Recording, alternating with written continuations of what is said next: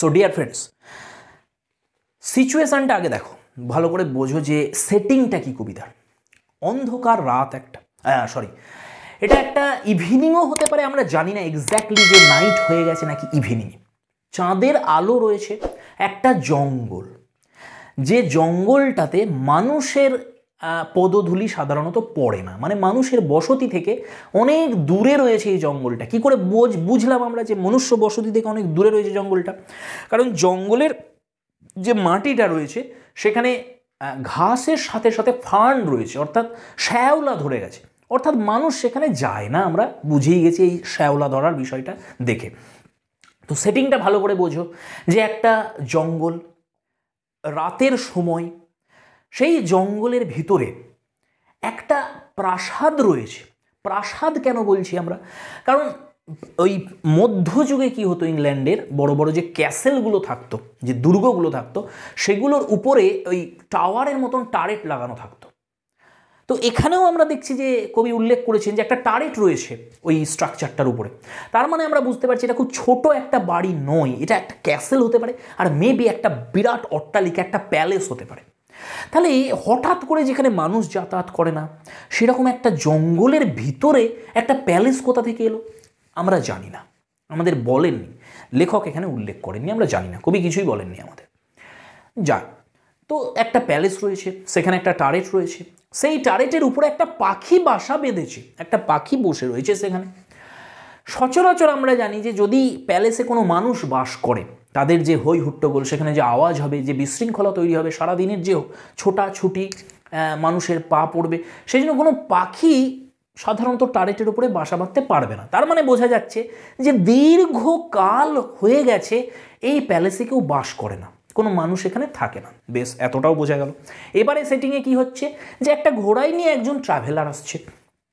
কে এই ট্রাভেলার, কি তার নাম, কি তার উদ্দেশ্য, কেন সে এই প্যালেসে আসছে, এর ফিজিক্যাল ডেসক্রিপশনটা দেখতে কেমন, কিচ্ছু জানি না আমরা। আমাদের শুধুমাত্র কবি যতটুকু বলেছেন আমরা ততটুকু জানি যে এই যে ট্রাভেলার, এর কেবলমাত্র চোখের বর্ণনা আছে যে এর চোখ দুটো হচ্ছে গ্রে কালারের, ধূসর বর্ণের।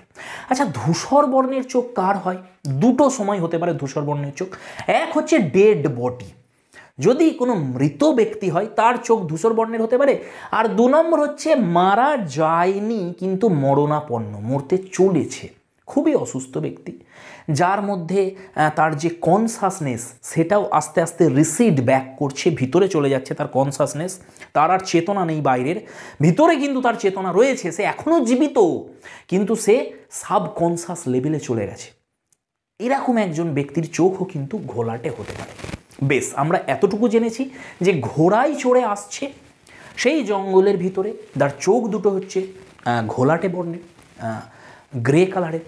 সে এসে কি করছে, ঘোড়াটাকে রাখছে পাশে, সেই ঘোড়াটা ঘাস খেতে আরম্ভ করেছে। সেই ঘোড়ার যে ঘাস খাওয়ার শব্দ তার কানে আসছে, তার মানে সেখানে একদম নির্জন জায়গা। সেই এসে দরজায় আঘাত করেছে, বলেছে কেউ ভিতরে আছেন, কেউ উত্তর দেয়নি, আবার আঘাত করেছে, কেউ ভিতরে আছেন, কেউ উত্তর দেয়নি, আবার আঘাত করেছে তৃতীয়বার, এবং তৃতীয়বার আঘাত করে কেউ ভিতরে আছেন বলেনি, আর কেউ ভিতরে আছেন এটা দুবার জিজ্ঞাসা করেছিল। তৃতীয়বার আঘাত করে সে বলেছিল যে তাদের বলে দেবেন আমি এসেছিলাম, কিন্তু কেউ আমাকে উত্তর দেয়নি, আমি আমার কথা রেখেছি, ব্যাস এইটুকু। ভিতরে যে বর্ণনা করছে এই কবিতাটা, সে আমাদের জানাচ্ছে যে ঘরের ভিতরে, এই যে বাড়িটা, প্রাসাদের ভিতরে কোনো জীবিত মানুষ নেই, কিন্তু ফ্যান্টামস রয়েছে, কিছু স্পিরিট বিং রয়েছে, যারা তার কণ্ঠস্বর শুনছে কিন্তু কোনো অ্যান্সার দিচ্ছে না। এই হচ্ছে আমাদের কমপ্লিট সেটিং দেখেই আমরা বুঝতে পারছি যে একটা সুপার ন্যাচারাল সেটিং, একটা ইয়েরি সেটিং, ERI, এই ওয়ার্ডটার সাথেও পরিচয় করিয়েছিলাম। প্রশ্ন দু রকমের আসতে পারে, সেটিংটা কেমন, ইয়েরি, মুড কেমন কবিতাটার, ইয়েরি অথবা সুপার ন্যাচারাল অথবা মিস্টিক। তাহলে একটা মিস্টেরিয়াসনেস কিন্তু কমপ্লিটলি এই গোটা কবিতা জুড়ে চলবে, এবং প্রত্যেকটা লাইনে ধীরে ধীরে কিন্তু এই যে মিস্ট্রি সেটা আরও গভীর হচ্ছে, আরও ডিপেন হচ্ছে। তো ওয়াল্টার ডেলা মেয়ার যে জন্য পরিচিত সেটাই হচ্ছে সুপার ন্যাচারাল সেটিংয়ের জন্য ইনি পরিচিত, ঠিক কোলরিজ যে জন্য পরিচিত, মিস্ট্রি, সুপার ন্যাচারাল সেটিং, যেটা আমরা ক্রিস্টাবেলেও দেখেছি অলরেডি। তো ফ্রেন্ডস, এবার দেখো ধীরে ধীরে আমরা একটু ডিপ মিনিংগুলোর দিকে যাই। ইজ দেয়ার এনিবডি দেয়ার, কেউ কি ভিতরে আছে? প্রথম সেন্টেন্সেই একটা কিন্তু মিস্ট্রি তৈরি হচ্ছে, একটা আনফ্যামিলিয়ার কিছু তৈরি হয়েছে, যেটা দেখে আমরা বুঝতে পারছি আচ্ছা যখন অ্যাকচুয়ালি আমরা কথা বলি ইজ দেয়ার এনিবডি দেয়ার এইভাবে আমরা বলি না, ইজ এনিবডি দেয়ার এরকম বললেই হয়, ইজ দেয়ার এনিবডি দেয়ার এরকম কেন বলছে? তাহলে প্রথমেই বুঝতে পারছি এটা ফ্যামিলিয়ার নয়, এই যে সিচুয়েশানটা খুব একটা ফ্যামিলিয়ার নয়। কার কাছে? যে কথাটা বলছে তার কাছে শুরু থেকেই একটা মিস্ট্রি কিন্তু তৈরি হয়ে গেছে। কারণ যখন ফ্যামিলিয়ার কোনো বন্ধুর সঙ্গে আমি কথা বলবো বা কিছু একটা জিজ্ঞাসা করব যেটা আমি অলরেডি পরিচিত খুব ভালোভাবে, সেখানে গিয়ে এরকম বলবো না, তার মানে অলরেডি এই ট্রাভেলারের ভিতরে কিছু একটা চলছে, সেই জন্য সে এইভাবে বলছে যে ইজ দেয়ার এনিবডি দেয়ার। তাহলে একটা ইনফর্মাল কিছু একটা আছে এখানে। নেক্সট দেখো, knocking on the door on the moonlit door. প্রথম হচ্ছে দরজাটাকে মুনলিট বলা হয়েছে, চাঁদের আলো এসে পড়ছে দরজাটায়, সেই জন্য সেটা চন্দ্রালোকিত হয়ে গেছে, উজ্জ্বল হয়ে গেছে। ডোর কিসের প্রতীক? বেশ অনেক সিম্বল এখানে দেয়া হয়েছে, তো আগেই আমি তোমাদের বলেছি ডোর এটা হচ্ছে ডেথের সিম্বল। আগের ভিডিওতে যারা দেখোনি তারা দেখে আসবে, সেখানে আমি বলেছি কি কি সিম্বল আছে। তো দরজা হচ্ছে মৃত্যুর প্রতীক এখানে। প্রশ্ন হচ্ছে কেন? দেখো এই দরজাতে আঘাত করছে, দরজাটা ভিতর থেকে বন্ধ করা আছে, একজন ব্যক্তি সে এসে খুলতে চাইছে, অলরেডি আমরা দেখেছি ভিতরে স্পিরিট রয়েছে। তাহলে মৃত্যু হলো সেই দরজা, যে দরজা কার ভিতর কোন দুটো জগৎকে আলাদা করেছে, একটা পৃথিবী অর্থাৎ যেখানে জীবন রয়েছে, আর একটা হচ্ছে অতি জাগতিক একটা জগৎ যেখানে স্পিরিট বিং থাকে, অর্থাৎ একটা স্পিরিটদের জগৎ আর একটা জীবিত মানুষের জগৎ। তাহলে এই যে দুটো জগৎ, এই দুটো জগতের মাঝখানে যে পর্দাটা রয়েছে সেটা কি? অর্থাৎ এই জীবিত মানুষগুলো কোন দরজার ভিতর দিয়ে গেলে তবে স্পিরিটের জগতে যেতে পারবে, সেটা হচ্ছে মৃত্যু। মারা না গেলে তুমি যেতে পারবে না সেখানে। তাহলে এই মৃত্যুর প্রতীক হিসেবে আমাদের এই দরজাটা দাঁড়িয়ে রয়েছে, যেটা খুলে ভিতর দিকে এন্ট্রি পাওয়া যাবে, কিন্তু এটা ভিতর থেকে বন্ধ করা আছে।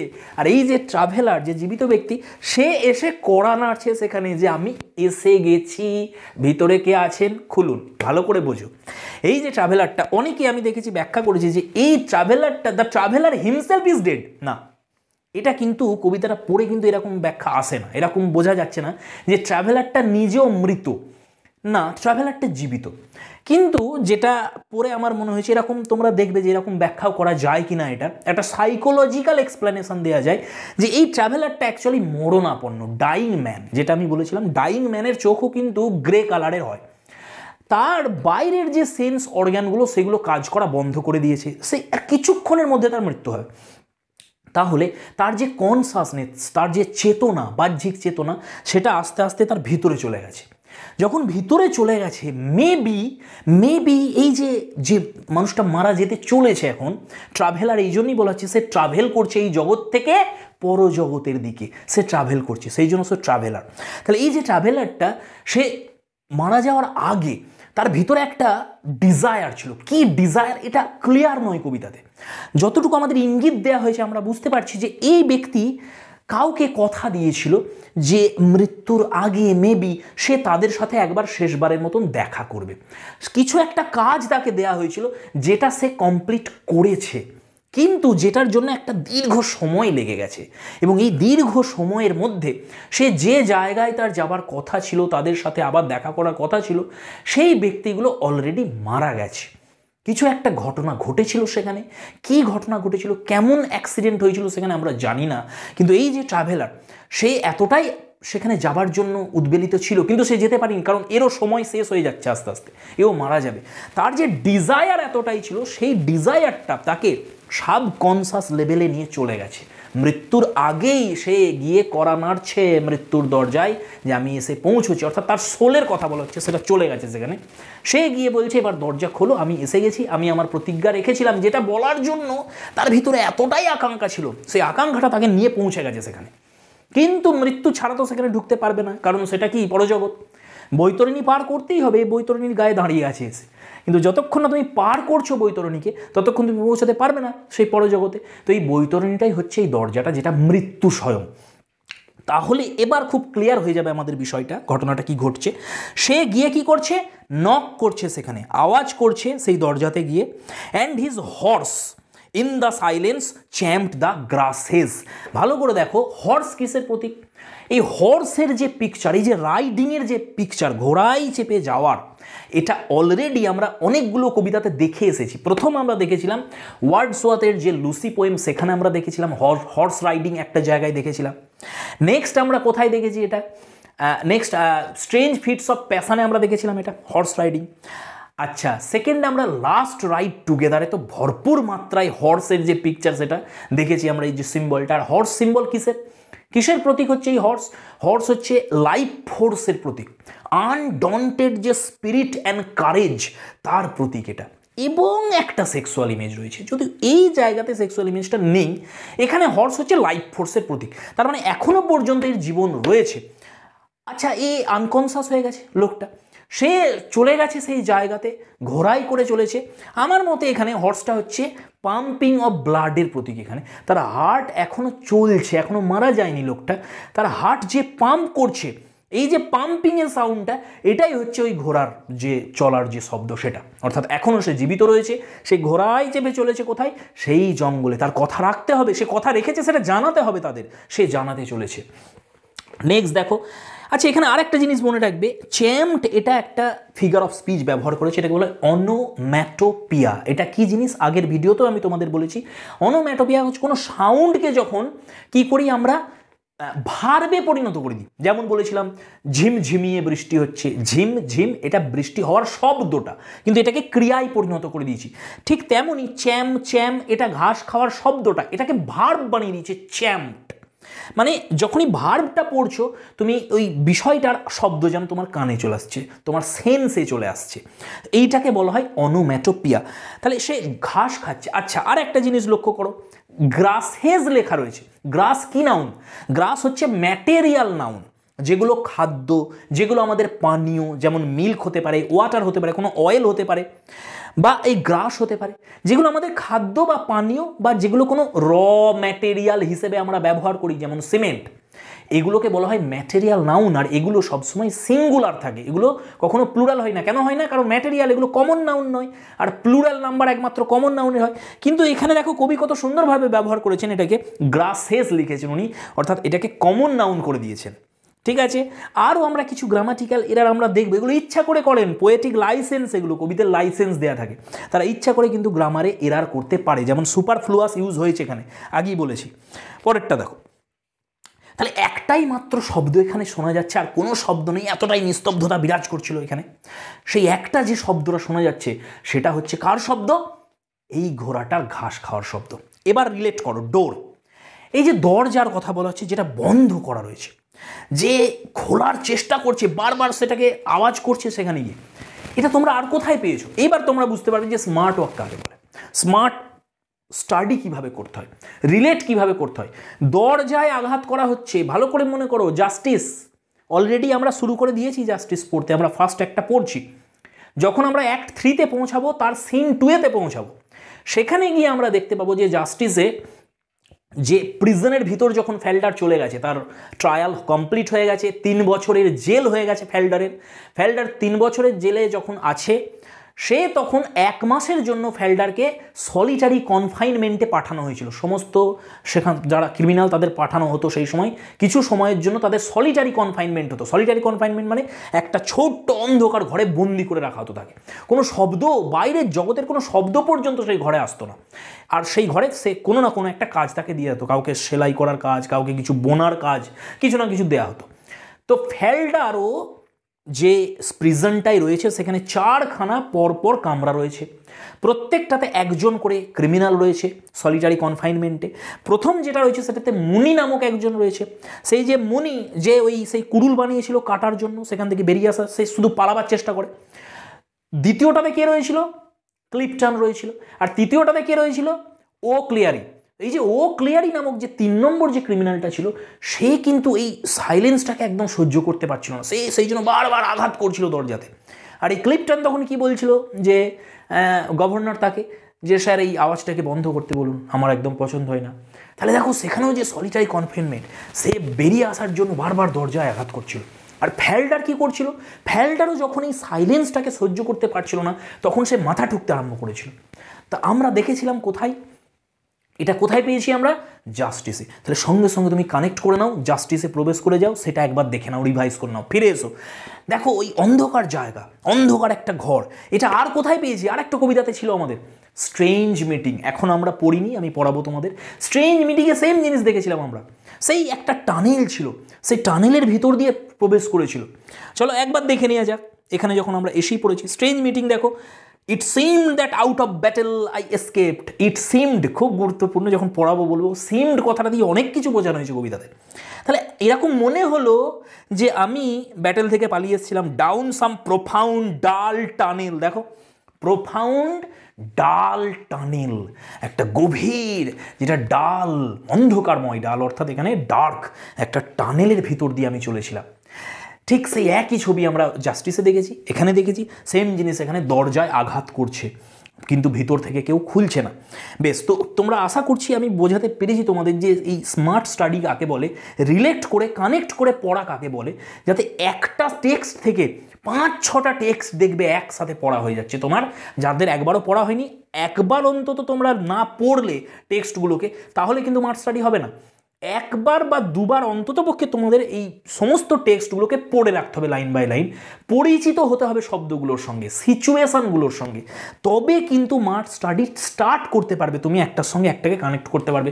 প্রথমে হয়তো তুমি এতগুলোকে একসাথে কানেক্ট করতে পারলে না, একটা শব্দের সঙ্গে, যেমন এখানে দরজায় আঘাত করা এলো, তুমি এর সঙ্গে শুধু জাস্টিসটাকে কানেক্ট করতে পারলে, তুমি স্ট্রেঞ্জ মিটিংটাকে পারলে না, কোনো অসুবিধা নেই, 2-3বার পড়ে নাও, তখন দেখবে আস্তে আস্তে তোমার পরিধিটা বাড়ছে। এই 25টা টেক্সটকে তুমি এক জায়গায় তোমাকে গুলে খেতে হবে, তবে কিন্তু ক্লিয়ার হবে এটা। তো বেশ, এগিয়ে যাই আমরা। নেক্সট দেখো, এরপরে কি বলছে, অফ দ্য ফরেস্টস ফার্নি ফ্লোর। খুব গুরুত্বপূর্ণ লাইন, এখান থেকে প্রশ্নও আসে। এখানে একটা রেটরিক ব্যবহার করা হয়েছে খুব সুন্দর, সেটা হচ্ছে অ্যালিটারেশন। বেশ, ফরেস্টস ফ সাউন্ড, ফার্নি ফ সাউন্ড, ফ্লোর ফ সাউন্ড, প্রত্যেক শব্দের বা একটা দুটো শব্দ ছেড়ে তার প্রথম সাউন্ডটা যদি কনসোনেন্ট হয় এবং রিপিট করে, সেটা কি বলে? অ্যালিটারেশন। অ্যাসোনেন্সের সঙ্গে তফাৎ কি বলেছিলাম? অ্যাসোনেন্স হচ্ছে ভাওয়েল সাউন্ড রিপিট করবে, কিন্তু প্রথমে নয় শব্দের, মাঝে বা শেষে। আর কনসোনেন্স হচ্ছে কনসোনেন্ট সাউন্ড রিপিট করবে, কিন্তু প্রথমে নয়, মাঝে বা শেষে। তাহলে এটা হচ্ছে অ্যালিটারেশন, ফরেস্টস ফার্নি ফ্লোর। এবারে এখানে আরও একটা বিষয় রয়েছে, সেটা হচ্ছে মেটাফোরও রয়েছে এখানে। ফ্লোর কেন বলছে? কারণ এটাকে কল্পনা করা হচ্ছে যে ফরেস্টটা হচ্ছে একটা রুম কমপ্লিট, একটা বড় হল ঘর। কেন হল ঘর বলা হচ্ছে এখানে? মানে এই যে ট্রাভেলার, এই বন্দি, এখানে যেন এই বন্দি হয়ে গেছে। আর আগেই বলেছি এর ডাইং পার্সোনালিটি আমরা ধরছি একে। তার মানে এ যে জায়গাটাতে রয়েছে, অর্থাৎ তার একটা আনকনসাসনেস, একটা স্টেট, তার কনসাসনেস আর বাইরে নেই, সে নিজেকে আটক করে ফেলেছে তার ভিতরে, সে আর বাইরে আসতে পারছে না চেয়েও, সে মারা যাবে কিছুক্ষণের মধ্যে। তাহলে তার সেন্স অর্গান কাজ করা বন্ধ করে দিয়েছে অলরেডি। তাহলে এই কারণে এই ব্যক্তি বলছে যে ফরেস্টে আছে সেটা একটা যেন ফ্লোরের মতন লাগছে, অর্থাৎ সেটা একটা রুম যেখানে সে আটক হয়ে গেছে। তার ভিতরে সে এবারে ফার্নি। ফার্নি কেন? আগেই বলেছি যে এই জন্যই ফার্নি, কারণ সেখানে কোনো মানুষের পদধূলি পড়ে না, কারণ কাছাকাছি কোনো হ্যাবিটেশন নেই, সেখানে মানুষ বাস করে না। তাহলে লোনলি একটা সেটিং তৈরি করা হচ্ছে, কত একটা সুপার ন্যাচারাল, যেখানে সুপার ন্যাচারালিজম আসবে সেখানে চাঁদ আসবে, সেখানে দেখবে একাকী ব্যাপার আসবে, সেখানে কোনো না কোনো পাখি আসবে, একটা হয় পেঁচা আসবে, না হয় বাদুর আসবে, এই ধরনের কিছু আসবে, চাঁদ তো আসবেই অবশ্যই, ক্যাসেল আসবে যেটা এখানে এসেছে অলরেডি, ফার্ন আসবে, ফার্নও এসেছে। তাহলে এগুলো কিন্তু সুপার ন্যাচারাল সেটিংয়ে থাকবেই। তো নেক্সট দেখো কি বলছে, and a bird flew up out of the turret. তাহলে টারেট মানে আগেই বলেছি, টারেট হচ্ছে ওই যে টাওয়ার সেটাকে বলা হয়, যেটা উপরে রয়েছে। কেন পাখিটা সেখানে বসেছিল? পাখি কিসের প্রতীক? পাখিটাও সিম্বল এখানে, বার্ডটাও সিম্বল। তো এই বার্ড হচ্ছে কিসের প্রতীক? এখানে জঙ্গলে যে শান্তি বিরাজ করছিল, the piece prevailed, already prevailed in the forest, সেই ফরেস্ট পিস, যেটা ফরেস্টের যে শান্তি, তার প্রতীক হচ্ছে এখানে এই পাখিটা। যে পাখিটা চুপ করে বসেছিল, আউট অফ বলেছে, আউট অফ দ্য টারেট, তার মানে সে বাসা করে বসেছিল সেখানে, তার নেস্ট সেখানে ছিল। পাখি বাসা করে ফেলেছে কোথায়? যেখানে শান্তি বিরাজ করে, কোনো আওয়াজ নেই। তাহলে এই বাড়িতে কেউ থাকে না, কোনো লিভিং বিং এখানে নেই, একমাত্র ওই পাখিটা কিন্তু লিভিং বিং। আচ্ছা, এরকম প্রশ্ন হয় কটা লিভিং বিং আছে এখানে? তো আমরা একে একে কাউন্ট করতে পারি। যেমন প্রথম লিভিং বিং আমরা পেয়েছি এই ট্রাভেলার, সে হচ্ছে জীবিত। 2 নম্বর আমরা ঘোড়াকে পেলাম, যে ঘোড়াটাও জীবিত, ঘাস খাচ্ছিল। 3 নম্বর হচ্ছে এই পাখিটা। 3টে লিভিং বিং অলরেডি আমরা পেয়ে গেছি। তোমাদের মাথায় প্রশ্ন আসবে, দাদা এই গ্রাসটাকে কি লিভিং বিং বলবো? না, লিভিং বিং বলা যাবে না। আচ্ছা গ্রাসটাও একটা সিম্বল, গ্রাস কিসের প্রতীক? গ্রাস হচ্ছে লাইফ ফোর্স বা এনার্জির প্রতীক, রসদের প্রতীক, যেটাকে খেয়ে বাঁচছে কে? ওই ঘোড়াটা, যে হচ্ছে আনডন্টেড স্পিরিটের প্রতীক। তাহলে ঘোড়াটা গ্রাসকে খেয়ে বাঁচছে, ঘোড়া হচ্ছে আনডন্টেড স্পিরিট, আর গ্রাস হচ্ছে এখানে লাইফ ফোর্স, জীবনী শক্তি বা এনার্জি। ওকে, কিন্তু কবিতাতে এই ঘাস বা গাছপালা এগুলোকে লিভিং বিং হিসেবে ধরা হয় না, এগুলো নন লিভিং বিং। তাহলে লিভিং বিং আমরা পেলাম ঘোড়া, লিভিং বিং পেলাম পাখি, লিভিং বিং ট্রাভেলার। এখনো পর্যন্ত তিনটে আমরা পেয়েছি, এগিয়ে যাই। নেক্সট কি বলছে? সেই পাখিটা উড়ে চলে গেল। পাখি উড়ে চলে গেল, কি বোঝাচ্ছে এখানে? শান্তি, জঙ্গলে যে শান্তি বিরাজ করছিল সেটা ভঙ্গ হলো, সেই জন্য পাখিটা উড়ে চলে গেল। Next, above the traveler's head and the smote and he smote upon the door again a second time। আমি তোমাদের বলেছিলাম যে again a second time এটা গ্রামাটিক্যালি এরার হলেও কবিতাতে এটা ব্যবহার করা হয়েছে একটা রেটরিক হিসেবে, এটাকে বলে টটোলজি। টটোলজি কি জিনিস? টটোলজি মানে হচ্ছে সেম মিনিংয়ের কোনো ওয়ার্ড রিপিট করা হয়, বা একটা ওয়ার্ড তার যেটা মিনিং, একটা কোনো ফ্রেজ যারও সেইটাই মিনিং, সেটাকে পাশাপাশি বসিয়ে দেবে এখানে। মানে আমি এখানে দেখো লেখা আছে যে এগেন, আবার আঘাত করলো। আগে একবার আঘাত করেছে প্রথমবার, নাম্বার 1, আবার যদি আঘাত করে তাহলে এটা সেকেন্ড টাইম হবে। তাহলে এগেন যখনই বলছে তার মানেই তো সেকেন্ড টাইম, তাহলে আবার সেকেন্ড টাইম বলার কি আছে? এইটা কি বলা হয়? টটোলজি। তুমি এগেনও বলো, আবার সেকেন্ড টাইমও বলো। নেক্সট, ইজ দেয়ার এনিবডি দেয়ার? আবার সে বলছে, প্রশ্ন করছে যে কেউ কি আছেন, বাট নো ওয়ান ডিসেন্ডেড, যেটা আমি তোমাদের বলেছিলাম, very very important word, descended. দুটো জগতের কথা হচ্ছে। একটা জীবন আমাদের রয়েছে, এই যে পার্থিব জগৎ, এই যে পৃথিবী, যেটা মরলোক আমাদের, যেখানে জীবিত প্রাণীরা আছে। আর একটা হচ্ছে এখানে মারা যাবার পর যেখানে যাবে, সেটা হচ্ছে অমরদের লোক, যেটা বা তুমি স্পিরিটের লোক বলতে পারো, পরলোক একটা। তাহলে সেটা হচ্ছে অন্য একটা জগৎ, অন্য একটা ডাইমেনশানে সেটা রয়েছে। তো এই ডাইমেনশন থেকে সেই ডাইমেনশানে তুমি কখন যেতে পারবে? যদি তুমি মৃত্যুকে পার করে যাও। তাহলে এ বলতে চাইছে এ পার্থিব জগতে রয়েছে, এখনো জীবিত রয়েছে ট্রাভেলারটা, সেখান থেকে কেউ নেমে এলো না। মানে ওই যে জগৎটা ছিল সেখান থেকে কোনো স্পিরিট বিং কিন্তু এখানে প্রবেশ করছে না। স্পিরিট বিংরা চাইলে এখানে প্রবেশ করতে পারে, কিন্তু এরা কিন্তু প্রবেশ করতে পারে না, না মারা গেলে। তাহলে সেটাই বলছে যে কোনো স্পিরিট বিং এখানে এলো না। তার মানেই আমরা বুঝতে পারছি যে দুটো আলাদা জগতের কথা হচ্ছে এখানে, যে দুটো জগৎকে এক জায়গায় করা হয়েছে। নেক্সট, পরেরটা চলে এসো। No head from the leaf fringed sill. খুব সুন্দর। সিনেক ডকি, আর একটা এখানে ফিগার অফ স্পিচ ব্যবহার করছি। সিনেক ডকি মানে পার্ট ফর দ্য হোল, অথবা হোল ফর দ্য পার্ট। যেমন আমি মাথা বলছি কিন্তু বোঝাচ্ছি পুরো মানুষটা কি। যেমন আমি যদি এখানে বলি যে কতগুলো মাথা এসেছে আজকে, কতগুলো মাথা এসেছে মানে কতগুলো মানুষ এসেছে। তাহলে মাথা যখন আমি বলছি, পার্ট বলছি কিন্তু বোঝাচ্ছি পুরো বডিটাই, হোল। একেই বলা হয় synecdoche, part for the whole. তাহলে বলছে দেখো কি, যে কোনো মাথা সেখান থেকে উঁকি দিল না, মানে কোনো ব্যক্তি যারা রয়েছে এই বাড়িটাতে বাস করছে, মাথা বার করে কেউ দেখলো না যে কে বারবার ডাকছে এখানে। আর জানালাটার ব্যাখ্যা কেমন দিয়েছে? লিপ ফ্রিঞ্জড। ফ্রিঞ্জড মানে হচ্ছে ফর্মড, মানে টুইঙ্কল হয়ে গেছে, যেটা ওই জড়িয়ে জড়িয়ে সেই জানালাতে উঠেছে। জম্বে ধুলো তান পুরাটার তারগুলাই, কাঁটা লতা উঠবে ঘরের দ্বারগুলাই। তাহলে কাঁটা লতা উঠে পড়েছে সেই জানালাতে, অর্থাৎ মানুষ বাস করে না, বহু কাল হয়ে গেছে এই জানালাগুলো খোলা হয়নি, সেটাই বোঝা যাচ্ছে এখান থেকে। সেই জন্য কোনো মাথা সেখান থেকে বার করে একবারও জানতে চাইলো না যে কে বারবার ডাকছে নিজে থেকে। এটার জন্য এই ট্রাভেলার খুব আশ্চর্য হয়ে গেছে, যে ট্রাভেলারের কাছে ট্রাভেলার ভেবেছিল যে আমি তো তাদের বলে এসেছিলাম যে আমি আসবো, আমি ফিরে আসবো, তাহলে কেন তারা অপেক্ষা করলো না আমার জন্য? কেন দরজা খুলছে না? কেন দেখতে চাইছে না আমাকে? আমি তো আমার প্রতিজ্ঞা রেখেছি। নেক্সট, তারপরে দেখো কি হচ্ছে। আর গ্রে আইস তো ব্যাখ্যা করে দিলাম অলরেডি, যে কেন grey ice, he is dyeing actually. দুরকম হতে পারে, তুমি বলতে পারো ডেড ম্যান, কিন্তু আমার মতে তো তুমি পুরোটা তাহলে ব্যাখ্যা করতে পারবে না কবিতার যদি ডেড ম্যান বলো একে। তাহলে এ হচ্ছে ডাইং পার্সোনালিটি, সেই জন্য গ্রে হয়ে গেছে রাইসগুলো। But only a host of phantom listener, আর একদল যে ভূত সেখানে ছিল, স্পিরিট বিং ছিল, তারা শুনছিল সেগুলোকে। দেখো স্পিরিট বিং যারা, তারা শুনতে পাচ্ছে এর সাউন্ডটা, কিন্তু তারা রিপ্লাই করতে পারছে না, কারণ এটা আলাদা একটা জগৎ, আলাদা একটা ডাইমেনশান। ওই ডাইমেনশান থেকে এই ডাইমেনশানে সে আসতে পারবে না, সেই জন্য সে কী করছে, সে শুনতে তো পাচ্ছে কিন্তু সে অ্যান্সার করতে পারছে না একে। তাহলে কষ্টটা দুদিক থেকে হচ্ছে, এর দিক থেকেও হচ্ছে, এর দিক থেকেও হচ্ছে। নেক্সট এরপরে কি বলছে দেখো, that dwelt in the lone house then stood, আচ্ছা lone house then stood listening in the quiet of the moonlight. তাহলে যে মুনলাইটটা আগেই বলেছিলাম যে কোয়াইট কেন বলেছে, কোনো সাউন্ড নেই সেই জন্য কোয়াইট, আর মুনলাইটটা সেখানে প্রবেশ করছে, তারা শুনছে একসাথে। To that voice from the world of men, world of men মানে আমাদের এই যে পার্থিব জগৎ, যেটা জীবন যেখানে রয়েছে তার কথা বলছে। স্টুড থ্রঙ্গিং, থ্রঙ্গিং মানে ক্রাউডিং বলে দিয়েছি।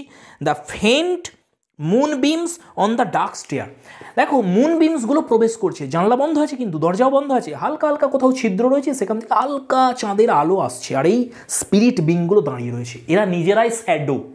লাইট কি করে, শ্যাডোকে ভেদ করে চলে যায়। তাহলে মুন বিমসের কিছু কিছু অংশ, বিম এই জন্যই বলেছে যেন তীরের মতন কখনো কখনো এদের শ্যাডোগুলোকে ভেদ করে যাচ্ছে। কোন শ্যাডোগুলো, এই স্পিরিটগুলোকে ভেদ করে যাচ্ছে, কিন্তু কমপ্লিট লাইটটা আসছে না ভিতরে।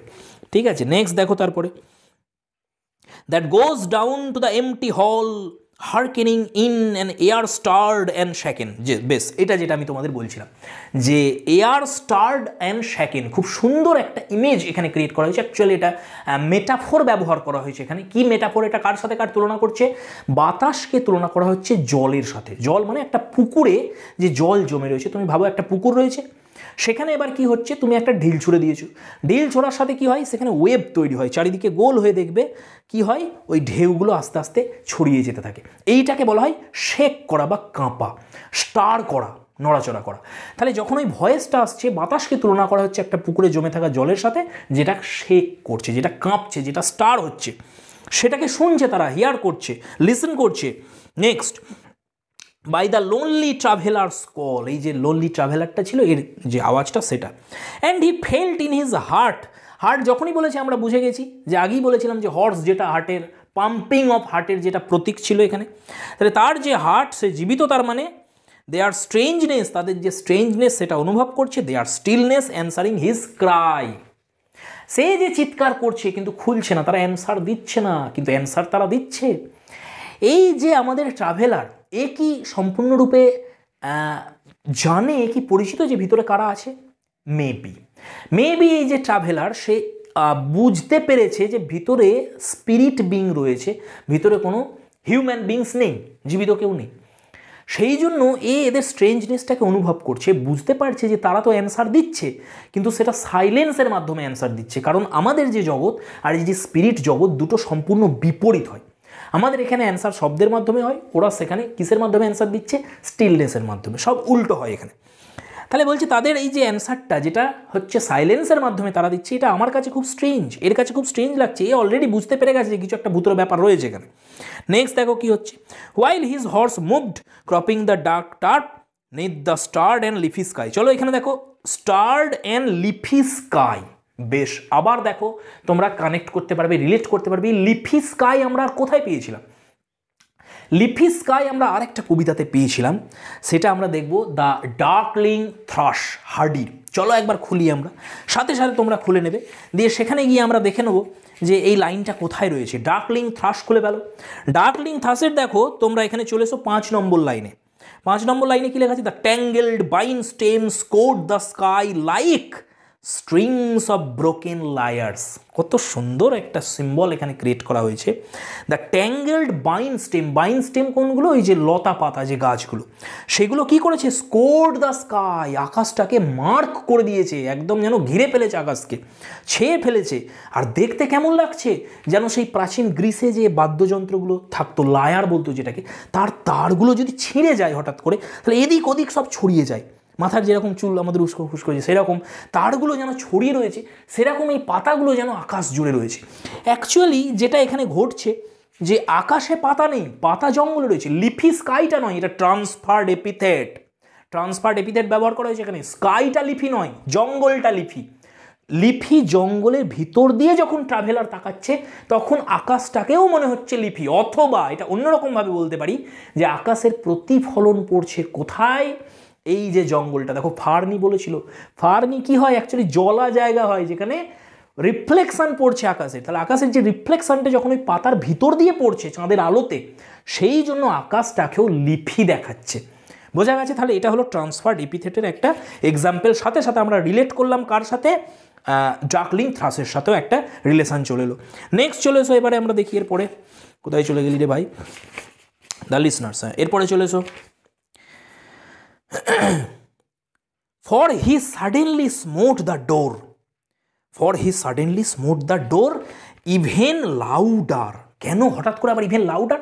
এই যে তোমাদের বলছিলাম ওই যে জাস্টিসের কথা আমি বলেছিলাম, চিৎকার চেঁচামেচি বিশৃঙ্খলা কেওস সব কিছু আমরা সহ্য করতে পারি জীবিত যারা রয়েছি, কিন্তু আমরা সাইলেন্স সহ্য করতে পারি না, আমরা নিস্তব্ধতা সহ্য করতে পারি না। ঠিক উল্টো স্পিরিট ওয়ার্ল্ড কখনোই বিশৃঙ্খলা সহ্য করতে পারে না, কারণ তারা শান্তির জগতে রয়েছে, আমরা অশান্তির জগতে রয়েছি, সেই জন্য আমরা শান্তি সহ্য করতে পারি না।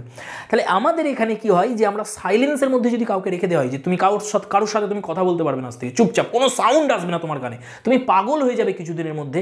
যেটা জাস্টিসে আমরা দেখেছিলাম যে সলিটারি কনফাইনমেন্টে সেই যে ও ক্লিয়ারি ছিল এবং ফ্যালডার ছিল, কেউ মাথা ঠুকছিল, কেউ সেই যে গরাদগুলো সেগুলো ধরে সে কি করছিল, নাড়াচ্ছিল, জোরে জোরে ব্যাং করছিল, সেগুলো আওয়াজ করছিল, কারণ সাইলেন্সকে সহ্য করতে পারছে না তারা, কোনো না কোনো সাউন্ডের প্রয়োজন তাদের বাঁচার জন্য।